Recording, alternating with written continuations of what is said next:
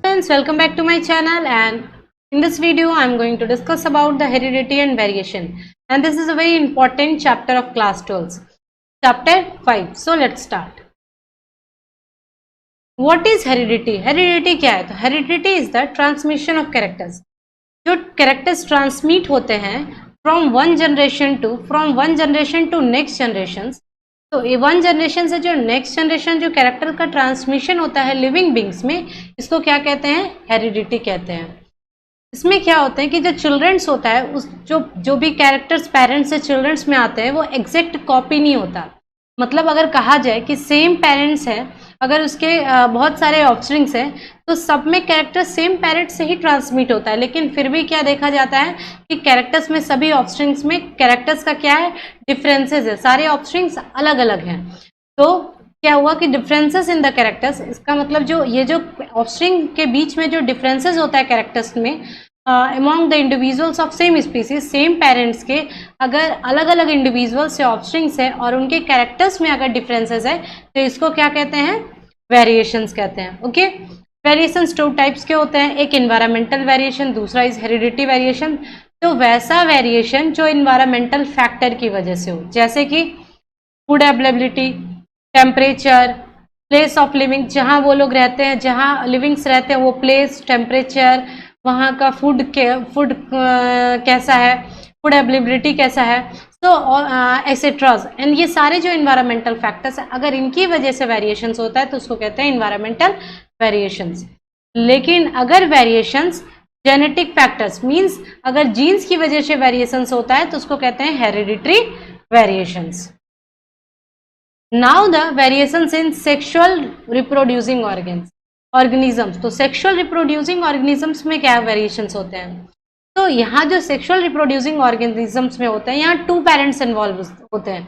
एक मेल, दूसरा female, means एक मदर एंड दूसरा फादर्स, जो मैटरनल एंड पैटर्नल्स. तो यहाँ टू पेरेंट्स इन्वॉल्व होते हैं. और यहाँ क्या होता है, जो हेरिडिटी कैरेक्टर मटेरियल्स होता है, जो जीन होता है, वो मेल से और फीमेल से, मतलब मैटरनल और पैटर्नल दोनों हेरिडिटी कैरेक्टर्स एक दूसरे से मिक्स होते हैं. मतलब मेल का स्पर्म और फीमेल का एक दूसरे से मिल्क होके जॉइंट होके जो है कंबाइंड होके जाइगोट फॉर्म करता है ड्यूरिंग फर्टिलाइजेशंस. एंड ये जो और दूसरा क्या है कि जो गैमिट जब फॉर्मेशन होता है, जब स्पर्म और एग जब ये गैमिट फॉर्म होके जब ये फर्टिलाइजेशन होता है, तो जो मैटरनल हेरिडिटी कैरेक्टर्स है और पैटर्नल हेरिडिटी कैरेक्टर्स है, ये क्या होते हैं? एक दूसरे से क्रॉसिंग ओवर होते हैं, जिससे कि पैटर्नल और मैटरनल का जो कैरेक्टर्स होता है वो एक दूसरे के साथ क्या होता है?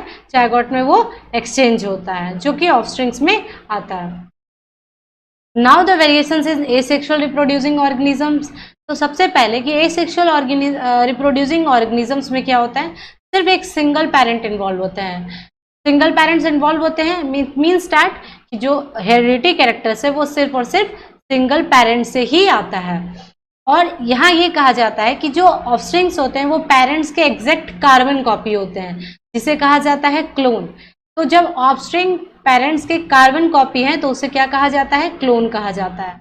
कभी कभी ये भी देखा जाता है कि जो आइडेंटिकल ट्विंस जो सिंगल जायगोट से अराइज्ड हुए हैं, जो सिंगल जायगोट से फॉर्म्ड हुए हैं आइडेंटिकल ट्विंस, जो एक दूसरे के क्लोन हैं, तो उस क्लोन में भी वेरिएशंस देखा गया है.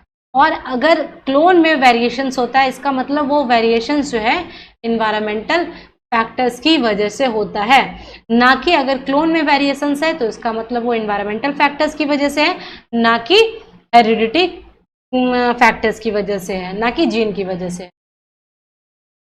हेरिटेबल चेंजेस, जो हेरिडिटी कैरेक्टर्स में जो हेरिटेबल चेंजेस होते हैं, जो जीन्स में चेंजेस होते हैं, वो किसकी वजह से होते हैं? म्यूटेशंस की वजह से. तो म्यूटेशंस मतलब होता है कि अगर अचानक से अगर सडन हेरिटेबल में चेंजेस आ जाए, अगर हेरिडिटी मटेरियल डीएनए आरएनए में अगर चेंजेस आ जाता है, अचानक से चेंजेस आ जाता है, तो उसको कहते हैं म्यूटेशन कहते हैं. और कभी कभी ये भी देखा जाता है कि क्लोन में जो म्यूटेशन होता है, कभी कभी वो यूजफुल म्यूटेशन होता है, मतलब डिजरेबल म्यूटेशंस होता है, जो कि कैन बी प्रोपागेटेड वेजिटेबली, जिसको कि वेजिटेबली, ये जो डिजरेबल म्यूटेशंस होता है उसको हम वेजिटेटिवली प्रोपागेट करते हैं। वेजिटेटिवली प्रोपागेट मतलब ये हुआ कि जैसे कि ये सिंगल पेरेंट है, ओके, तो उसके एक स्मॉल फ्रेगमेंट से एक नए ऑफस्प्रिंग, अगर न्यू ऑफस्प्रिंग्स फॉर्म्ड होता है तो उसको कहते हैं क्या? वेजिटेटिव प्रोपागेशंस। ये सिंगल पेरेंट हुआ और इसके एक फ्रैगमेंट से ऑफस्प्रिंग का फॉर्मेशन। नाउ द जेनेटिक्स क्या है? तो branch of biology that deals with study of heredity and variations. तो ब्रांच ऑफ बायोलॉजी जो हेरिडिटी और वेरिएशंस के बारे में स्टडी करता है उसको कहते हैं genetics.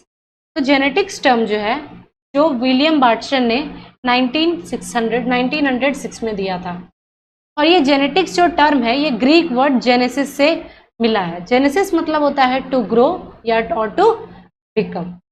Now the branches of genetics. Genetics के कितने ब्रांचेस हैं? तो जेनेटिक्स के 3 ब्रांचेस हैं, transmission genetics, molecular genetics and popular genetics. Transmission genetics को कहते हैं क्लासिकल या मेंडेलियन जेनेटिक्स भी कहते हैं। ट्रांसमिशन जेनेटिक्स या क्लासिकल और मेंडेलियन जेनेटिक्स में क्या पढ़ाई, मतलब क्या स्टडी होता है? तो ये बताता है कि जो जीन्स का ट्रांसमिशन होता है from one generation to next generation, तो transmission of genes from one generation to next generation है का स्टडी जो है ट्रांसमिशन जेनेटिक्स में होता है। मॉलिक्यूलर जेनेटिक्स में जीन्स के स्ट्रक्चर और फंक्शंस के बारे में स्टडी होता है उसके मॉलिक्यूलर लेवल पे। पॉपुलर जेनेटिक्स में जो मेंडल्स का लॉ है या उनका प्रिंसिपल ऑफ जेनेटिक्स है, उनका एप्लीकेशन क्या है, उसके बारे में, उसका यूज़ क्या है, वो किस तरीके से उनका एप्लीकेशन है, तो इसको जो हम पॉपुलर जेनेटिक्स में पढ़ते हैं। Pre Mendelian ideas about inheritance. तो प्री मैंडेलियन आइडियाज क्या है हेरिटेंस का? तो फर्स्ट है, मेंडल ने एक्सप्लेन किया कि जो कैरेक्टर्स है वो पेरेंट्स से ऑफस्प्रिंग में ट्रांसमिट होते हैं, और इन्होंने इसे कहा थ्योरीज ऑफ ब्लेंडिंग इनहेरिटेंस। जो कैरेक्टर्स ट्रांसमिट होते हैं पेरेंट्स से ऑफस्प्रिंग में, उन्होंने इसे कहा थ्योरीज ऑफ ब्लेंडिंग इनहेरिटेंस। उनका मानना था ये जो कैरेक्टर्स होते हैं from parents, from both parents, male and female from both, maternal and paternal from both, ये दोनों एक दूसरे से क्या होते हैं? मिक्सड हो जाते, गॉट मिक्सड या ब्लेंडेड ड्यूरिंग द ट्रांसमिशन। मतलब ऑफस्प्रिंग में ट्रांसमिट होने के टाइम जो है, ये जो जैसे ये पेरेंट्स का कैरेक्टर्स है और ये पैटर्नल कैरेक्टर्स है और ये मैटरनल कैरेक्टर्स है, तो ये दोनों का क्या होता है? ये एक दूसरे से यहाँ मिक्सड होते हैं और उसके बाद ये किस में ट्रांसमिट होता है?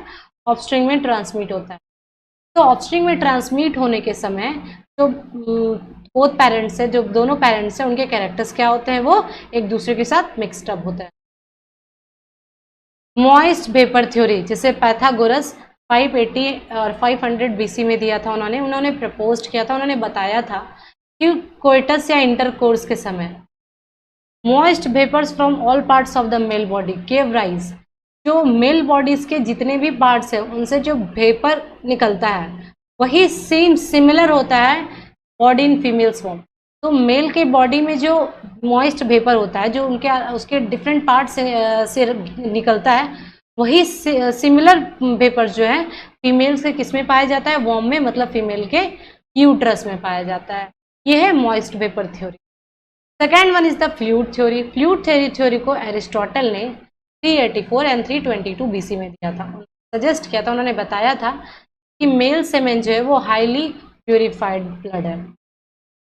उन्होंने मेल सेमेन को वो प्यूरिफाइड ब्लड कहा था, जबकि फीमेल्स के मेंस्ट्रुअल फ्लूइड, तो फीमेल का जो मेंस्ट्रुअल साइकिल होता है उसमें जो फ्लूइड जो रिलीज होता है उसको कहते हैं, उसको उन्होंने फीमेल सेमेन कहा था। और उन्होंने बताया था कि जो फीमेल सेमेन होता है वो मेल सेमेन की तरह प्योर नहीं होता है। और ये उन्होंने कहा था कि जो ये दोनों फ्लूइड्स हैं, जो फीमेल सेमेन से एंड जो मेल सेमेन है, ये कोइटस के समय या इंटरकोर्स के समय एक दूसरे के साथ क्या होते हैं? कंबाइंड होते हैं। फीमेल सेमेन प्रोवाइड करता है इनट फ्लूइड। इनट मतलब हो गया कि वो जो फीमेल सेमेन होता है वो मूवमेंट नहीं होता उसमें, ओके, तो वो जो है वो मोशनलेस फ्लूइड होता है for the formation of embryo, जो एम्ब्रियो के फॉर्मेशन में पार्ट लेता है। और दूसरा मेल सेमेन जो कि ये फॉर्म, जो उसको एक शेप देता है और विटैलिटी ऑफ द एम्ब्रियो, और एम्ब्रियो को स्ट्रॉन्ग बनाता है, उसमें उसके अंदर मूवमेंट लाता है। तो this is the fluid theory. Preformation theory. Preformation theory में उन्होंने बताया कि ऑर्गेनिज्म जो है वो पहले से ही प्रेजेंट होते हैं। परफॉर्मेशन थ्योरी के अकॉर्डिंग कहा गया है कि ऑर्गेनिज्म वो पहले से प्रेजेंट होते हैं, जैसे कि तो प्रेजेंट किस फॉर्म में होते हैं, तो स्पर्म और एग के फॉर्म में, ठीक है। और जब स्पर्म और एग एक दूसरे के साथ मिल जाता है तो उसको कहते हैं होमोनिक्यूलस। और सिर्फ यहाँ कहा गया कि ऑर्गेनिज्म पहले से प्रेजेंट है, जो कि स्पर्म और एग है, एक छोटा सा रूप में प्रेजेंट होता है स्पर्म और एग, जिसको होमोनिक्यूलस कहते हैं। सिर्फ इसके ग्रोथ के लिए क्या जरूरी होता है, फर्टिलाइजेशन। फर्टिलाइजेशन जो होता है इसके ग्रोथ के लिए जरूरी होता है। स्पर्म्स जो है वो फर्स्ट टाइम जो है वो एब्जॉर्ब्ड हुआ था बाय ल्यूवेनहॉक इन 1672 में। स्पर्म फर्स्ट टाइम एब्जॉर्ब्ड हुआ था। और परफोरेशन थ्योरी जो है वो शॉम मंदर डेम 1679 में उन्होंने था, और इसे सपोर्ट जो है माल्फिगी ने 1670। उनका मानना था कि नंबर ऑफ वर्कर्स जो प्रेजेंट है, वो नंबर ऑफ वर्कर्स जो है उस पीरियड्स में इस पे work like an Hartsoeker and Dalenpatius, तो ये सारे वर्कर्स जो हैं प्रेजेंट थे। उन्होंने इट वाज सपोर्टेड बाय, और इस चीज़ को जो है रॉक्स एज लेट 1888 द्वारा भी सपोर्ट किया गया था, और बाद में लेकिन वॉल्फ ने इसे डिस्कार्ड कर दिया। और उन्होंने कहा ये चीज़ कि ऑर्गन्स जो फॉर्म्ड होते हैं, जितने भी बॉडी में ऑर्गन्स हैं, वो स्टेप बाय स्टेप फॉर्म्ड होते हैं, जिसे इन्होंने थ्योरी ऑफ इपिजेनेसिस कहा। पार्टिकुलेट थ्योरी को मायू पेरेटस ने 1698 और 1757 में दिया था। उन्होंने कहा था कि जो हेरिडिटी है वो कंट्रोल होता है, एक माइन्यूट पार्टिकल से हेरिडिटी कंट्रोल होता है, जो which comes from all parts of the body to the reproductive organs। और ये जो हेरिडिटी जो माइन्यूट पार्टिकल से कंट्रोल्ड होता है, ये बॉडी के सारे पार्ट से आता है रिप्रोडक्टिव ऑर्गन्स में। और जो इंडिविजुअल फॉर्म्ड होते हैं, जो ऑफस्प्रिंग्स फॉर्म्ड होते हैं, वो मेल और फीमेल के पार्टिकल्स के कंबाइन से इंडिविजुअल का यहाँ formation. Now the theory of pangenesis को डार्विन ने 1868 में दिया था, और उन्होंने कहा था कि every cell of the body का जितना भी सेल है सब एक टाइनी पार्टिकल्स प्रोड्यूस करता है, जिसको क्या कहते हैं, क्यूम्यूल या पेंजिन कहते हैं। Every cell of the body produce tiny particles called gemmules और पेंजिन। और उन्होंने कहा था कि इट कंटेन्स, जिसमें कि ये जो गिम्यूल्स और पेंजिन है, इसमें दोनों पेरेंट्स के कैरेक्टर्स और वेरिएशंस प्रेजेंट्स होते हैं। ऑल द गिम्यूल्स और पेंजिन्स ऑफ द बॉडी सेल्स, और जितने भी ये गिम्यूल्स या पेंजिन्स है बॉडी सेल्स के, कलेक्ट इन द, और ये सारे जो है गैमेट्स में कलेक्टेड होते हैं, एक साथ प्रेजेंट होते हैं, जो कि ऑफस्प्रिंग में फिर जायगोट में पास्ड होता है, और फिर वो ग्रोथ होकर एम्ब्रियो फॉर्म्ड करता है and then offspring. Now the theory of continuity of germ plasm. Theory of continuity of germ plasm क्या है, तो जिसे वाइसमैन ने 1892 में दिया था। उनके अकॉर्डिंग ये था कि जर्म प्लाज्म, जिसे आप प्रोटोप्लाज्म ऑफ जर्म सेल कहते हैं, तो प्रोटोप्लाज्म मतलब होता है सेल कंस्टिट्यूएंट्स। सेल कंस्टिट्यूएंट्स मतलब क्या हो गया कि इसमें साइटोप्लाज्म प्रेजेंट, साइटोप्लाज्म, न्यूक्लियस और सेल ऑर्गेनेल्स, ये सारे क्या है, ये सारे मिलकर फॉर्म करते हैं protoplasm.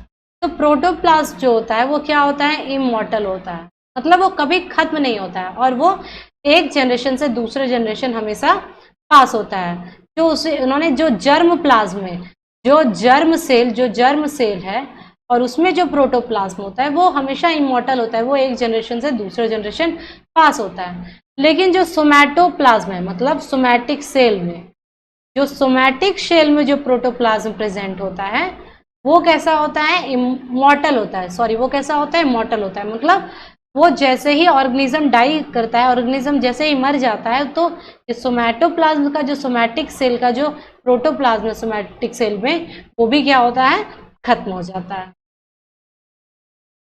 Evidences against blending theory. तो ब्लैंडिंग थ्योरी के अगेंस्ट क्या क्या एविडेंस मिले। First is the unisexual trade. Unisexual trade में कहा गया कि जो भी यूनिसेक्सुअल ऑर्गेनिज्म है, ओके, जिसमें कि सिंगल पेरेंट्स इन्वॉल्व होते हैं, तो वैसे ऑर्गेनिज्म में क्या होता है कि जो कैरेक्टर्स होता है वो ब्लंट, वो एक दूसरे से मिक्स नहीं करता है, वो या तो मेल भी हो सकता है या फीमेल भी हो सकता है, unicellular organism. Second one the skin colour. Skin colour में कहा गया कि जैसे कोई पेरेंट क्या है, कोई पेरेंट्स अगर से एक पेरेंट्स फेयर है और दूसरा पेरेंट्स अगर डार्क कलर का है, तो उसके जो ऑफस्प्रिंग है वो इंटरमीडिएट कलर के हो सकते हैं, मतलब ना तो वो ज़्यादा डार्क होगा ना तो वो ज़्यादा फेयर होगा। तो इसका मतलब ये तभी होगा अगर ब्लेंडिंग इनहेरिटेंस ट्रू होगा, तभी ऐसा ये पॉसिबल होगा।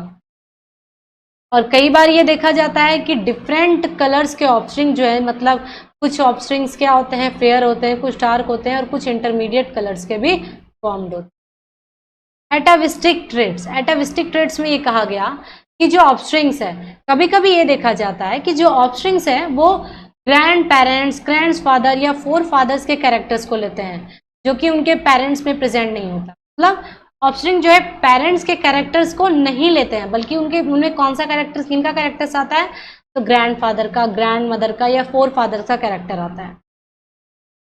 फॉर एग्जाम्पल है शॉर्ट टेल में भी फाउंड इन, कुछ बेबीज में शॉर्ट टेल पाया जाता है। या some persons are able to move pinna और एक्सटर्नल ईयर, कुछ पर्सन्स जो है वो अपना एक्सटर्नल ईयर या पिन्ना मूव भी कर सकते हैं, तो उसको क्या कहते हैं, एटाविस्टिक ट्रेट्स।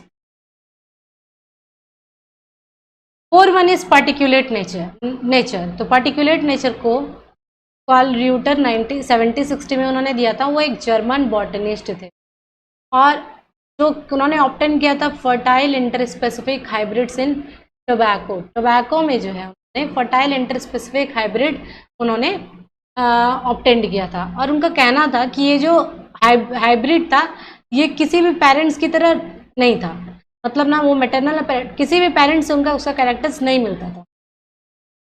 फिर उन्होंने कहा hybrids were self pollinated, hybrids कैसा था, सेल्फ पॉलिनेटेड।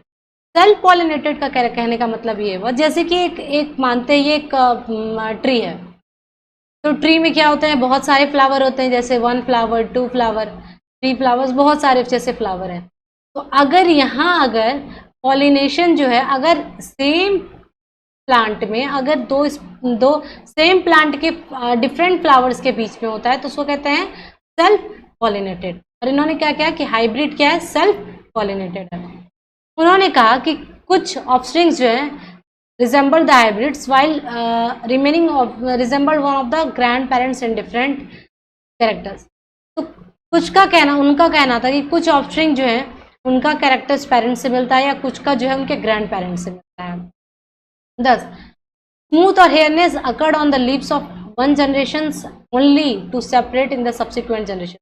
और कभी कभी ये भी कहा गया है कि जो स्मूथ और हेयरनेस जो लीव्स में प्रेजेंट है एक जनरेशन के, हो सकता है कि वो जो दूसरे जनरेशन में हो, नेक्स्ट जनरेशन में वो क्या है, वो सेपरेट हो जाए। तो उन्होंने ये प्रूव किया कि जो ट्रेड्स है वो पार्टिकुलेट नेचर का है एंड डिस्क्रीट्स मीन सेपरेट, मतलब कि जरूरी नहीं है कि वो अगर इस जनरेशन में है तो वो नेक्स्ट जनरेशन में प्रेजेंट हो सकता है कि वो नेक्स्ट जनरेशन में क्या हो, उसे सेपरेट हो जाए।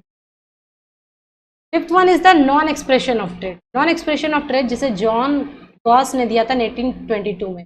उन्होंने क्या किया था कि एक येलो और एक ग्रीन सीड्स को उन्होंने क्रॉस किया था और उन्होंने जितने भी हाइब्रिड्स थे जो हाइब्रिड्स थे उन्हें कैसा मिला, वो येलो मिला।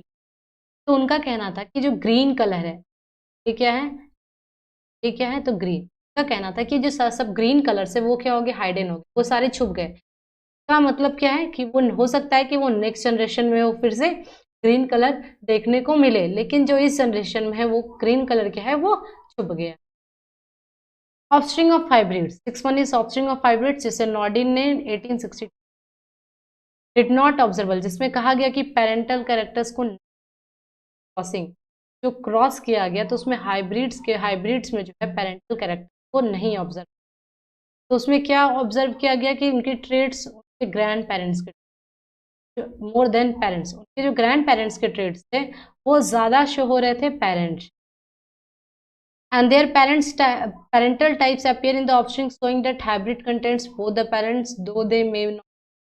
और उनका ये भी कहना था ज़्यादा कैरेक्टर्स तो वो ग्रैंड पेरेंट्स के शो हो रहे पेरेंट्स से, तो ये भी हो सकता है कि जो हाइब्रिड्स के अंदर पेरेंट्स के कैरेक्टर्स प्रेजेंट हो लेकिन वो विजिबल नहीं हो, जैसे कि हम एक्सटर्नली देख नहीं पा रहे हो सकता है वो जो कैरेक्टर्स है वो रिसेसिव कैरेक्टर्स प्रेजेंट हो इसलिए वो एक्सटर्नली विजिबल।